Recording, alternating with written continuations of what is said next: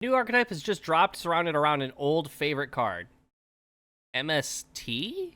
Hey guys, Otaku back with another video, and today we're going to be discussing the brand new archetype that just got revealed, surrounding itself around Mystical Space Typhoon of all cards. So every so often, we see Konami release archetypes around old dual monster staples, or just cards that have been around for a long time, example being stuff like Gate Guardian. And today is no exception. However, was not expecting Mystical Space Typhoon to be the center of an entire archetype. Before we do jump on into the cards though, I have noticed that a great deal of you that are currently watching the video right now are not subscribed to the channel, so if you like competitive based content, in-depth guides, and more, consider subscribing to the channel, but also leave a like on this video and comment down below what your thoughts are on today's archetype. And if you would like to further support the channel, you can join my community Discord, follow me over on Twitch, or use my TCG affiliate link or my Dueling Guard affiliate link. All links will be in the description down below. So we do have a good handful of cards to talk about today, 10 in total I believe, but this is a new archetype being released in Doom of Dimensions, which I believe is the next core set in the OCG, so the next core set after Duelist Advance here in the TCG, so we probably won't get this until at the earliest Christmas time, but I would probably imagine not till January, February of 2026. So at the earliest, maybe December, depending on where timelines fit. But the first card is going to be a Kenrin Taru Megala. I'm probably going to slaughter all of these cards, but is a level 3 wind fairy effect monster. You can only special this card with its first effect once per turn, and you can only use the second effect of this card's name once per turn. So the first effect is if you have Mystical Space Typhoon in your graveyard, or your opponent controls no spell or traps, you can special this card from your hand. Second effect is if a Kenrin Quick Play Spell or MST is activated, you can special one Kenrin monster from your deck with a different name from the monsters you control. Also, you cannot special summon for the rest of the turn except wind monsters. So you do get locked pretty early, because I imagine this is probably one of the starters. Just the fact that MST is like the focus of an archetype is just really weird to me. But yeah, so if you have MST in your graveyard, you can just special this out. And on top of that, if MST is activated or just any quick play, you get bonus effects on top of that. Next is Kenrin Taru Erdam, level 3 wind beast effect monster. Again, you can only special summon this card with its first effect once per turn. I believe, all have this effect. You can only use the second effect of this card's name once per turn. And same thing, if you have an MST in your graveyard, or your opponent controls no spell or traps, you can special this card from your hand.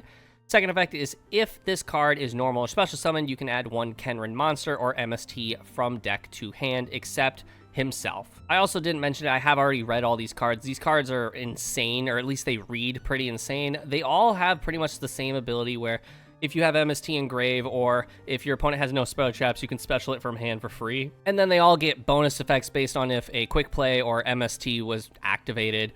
I believe this is one of the exceptions, but on top of that, they all have like the ability for the most part to be able to add MST to hand, which is also kind of crazy. Next card is Kenrin Taru Suin. Again, probably slaughtered that. And same thing, you can only special summon this card with its first effect once per turn, and you can only use the second effect once per turn. First effect is if you have MST in the graveyard and your opponent controls no spell or traps, again, you can special it from hand. Second effect is if this card is normal special summon, you can add one Kenrin spell trap or MST from deck to hand. So you're getting the vibe. They all pretty much have the same thing. This guy is just the opposite of the one we just talked about, whereas the last guy was adding Kenrin monsters. This adds Kenrin spell or traps. Next is Kenrin Taru Crothia. Again, probably slaughtering all these names. Level 6 winged beast, so, you know, we have a Harpy's Featherstorm target. Love to see it. This one is a little bit different. It doesn't have the whole MST in graveyard to special from hand, but it does have an effect to special from hand. But you can only use the first and second effect of this card's name once per turn. First effect is if a quick play card is activated, you can special summon this card from hand, so it's not exclusive to MST. And then the second effect, which is pretty insane, is if this card is normal special summon, you can add one Kenrin card and or one MST from your deck and or graveyard to your hand, except for itself. Also, you cannot special summon for the rest of the turn except wind monsters. This effect is insane. Like, there's not a lot of effects in Yu-Gi-Oh! That say and or. Like, I believe Berfomet's like one of them, like Big Wing Berfomet and Chimera.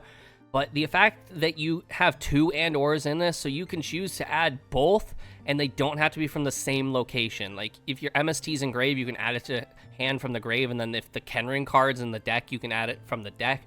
Like, there's so much flexibility with this effect that, in my opinion, this one just can't be allowed to resolve at all.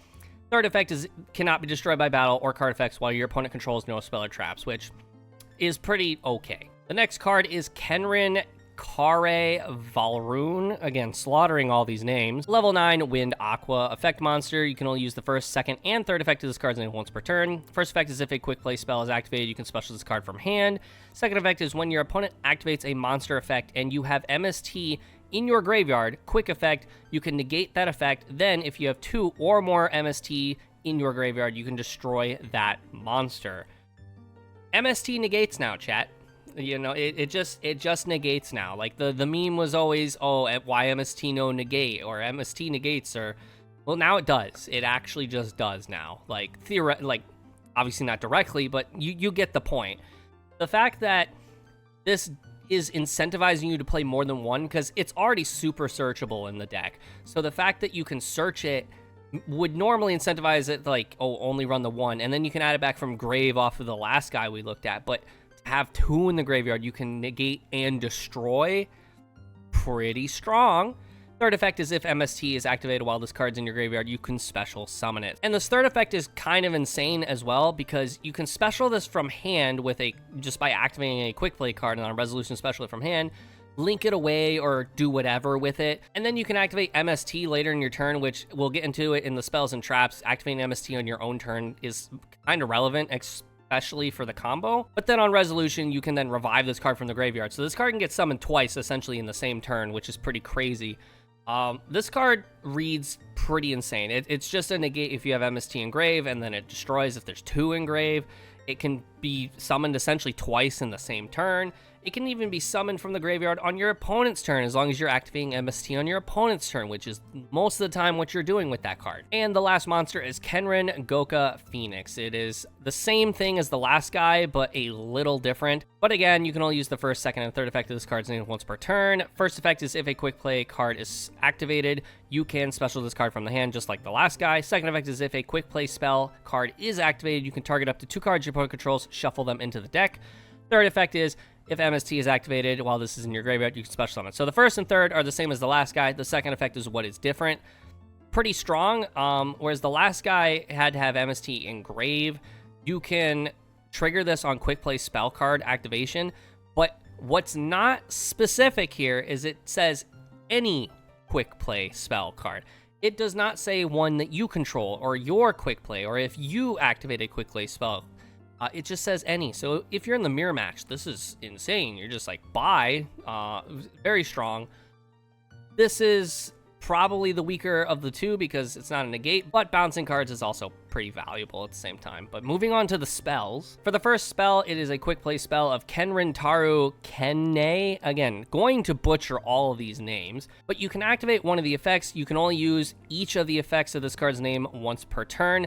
I believe the way this reads is that this card is not once a turn, but each effect is. So if you manage to either have 2 in hand or you recycle the first one, you can use both, essentially, is how I'm interpreting this, but the translation could also not be quite as accurate, but we'll just have to see. But the first effect is add 1 level 4 or lower Kenrin monster from your deck to your hand, and the second effect is add 1 MST from deck or graveyard to hand. So again, when you activate this card, you have the option to activate one of those 2 effects. You do have to declare which one you are activating, and you have the, if the translation is correct, have the ability to use both as long as you can get this card in your hand again. That being said, I personally feel like adding 1 level 4 or lower is always going to be the option, because if you want to get to MST, you can then normal summon the level 4 and add MST, or normal summon the level 4, the first guy we looked at, special summon another guy, add MST off that. Like, there's flexibility to get to that MST. And then the second effect of this card is if this card is destroyed by the effect of MST, you can set this card. So the way I see like this combo playing out in my head is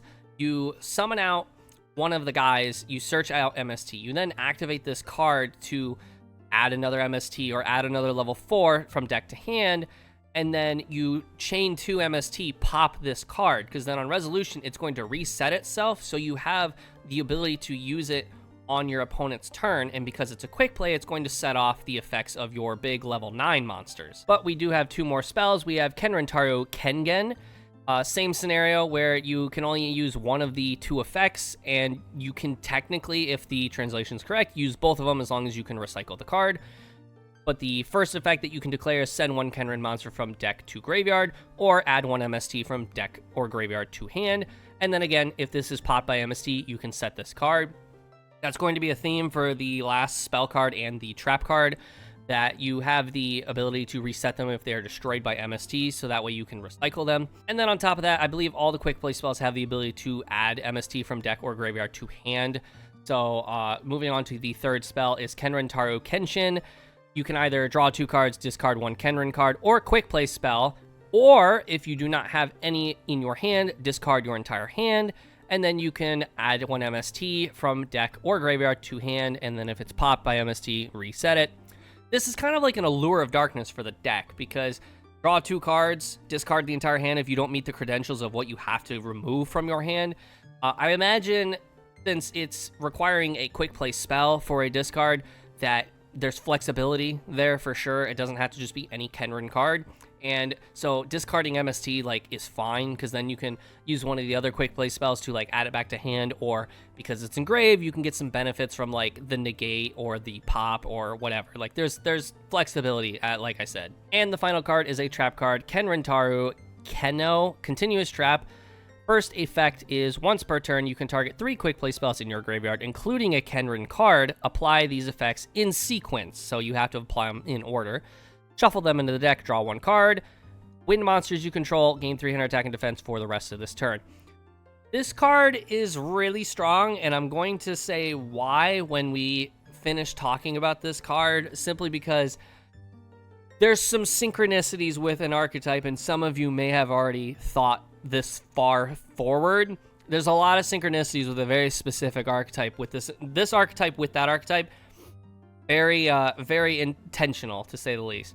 Second effect is once per chain, when MST is activated, you can target 1 face-up card your opponent controls, negate its effects. So you can go MST, target a card, chain to this, target another card. The first card is negated, and the second card is popped by MST. Or, because how chains work, you can go MST, target a spell card, pop it, and then this card target the same spell card to negate it. I don't know why that would come up though, because continuous spells and traps and field spells, if they get popped, they won't resolve anyways. But I could maybe see application somehow, but being able to just pop a back row and then negate like a monster or a different card on the field is also very strong. And then the final effect is, again, if this is popped by MST, you can reset it. So as I was mentioning, this deck has some pretty good synchronicity with Runic of all archetypes. So first off, the deck doesn't have a field spell, so that's just free fodder for the Runic Fountain. But then on top of that, the deck revolves around quick play spells. I mean, Runic's like 15 of those just right out the gate. On top of that, Runic is very control style, which is what this feels like, especially since they don't really have a boss monster, or at least one hasn't been revealed yet. The deck has so many negates, it has so many pops, it has so many just interactions with your opponent that it just goes so well with Runic. On top of that, the deck build we're looking at doesn't play the trap card, but the trap card can also put back the Runic cards, so that way you can draw another card on top of the fact that Fountain's going to draw you cards. There's a lot of synchronicity here. Like, I like the concept. I do. I'm not saying this is going to be tier 0. Like, I think some of the other content creators I'm seeing are like, oh, this is going to be tier 0 when it comes out. Like, Runic, buy your Runic cards now. If you want to play this deck, I would recommend buying Runic cards, and we'll talk about that in a later market watch. But if you do want to play this deck before this deck comes out, which, again, probably won't be till the very end of this year or the very beginning of next year, pick up your Runic card now. It's a fairly cheap deck, so I can't imagine it's going to skyrocket unless you're trying to buy max rarity of Fountains and Tips. But, like, other than that, fairly cheap. But this deck does have a lot of playability with Runic specifically, and so I think this deck's going to be good. I genuinely think, even if it doesn't get played with Runic, I think this deck has feet. It has legs to walk and compete in the format that is upcoming with the Justice Hunter decks. I think it'll be very, very able to compete with like Vanquish Soul, K9, with Yummy, with Draco Tail. It's going to be able to compete with everybody. I genuinely think that. I am curious what you all think down in the comment section below. These cards seem very strong and just a lot of potential, but let me know what you think in the comment section below. Don't forget to leave a like on this video, and also subscribe to the channel if you're not already and you want to continue to see videos like this one. But with that, I'll see you all in the next video. See ya.